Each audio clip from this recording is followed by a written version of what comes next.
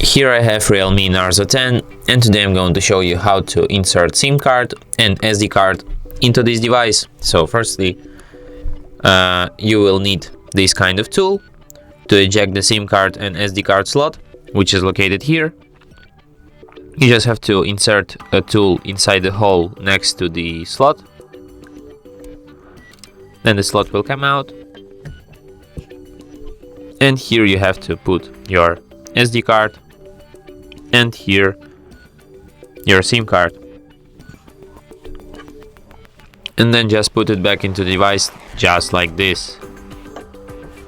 And as you can see, it immediately requires PIN code to my SIM card, which is the proof that SIM card is readed. And there's also a notification SD card found, which is the proof that SD card is also readed. And that's it. Thanks for watching. If you find this tutorial useful, don't forget to hit that like button and subscribe to our channel.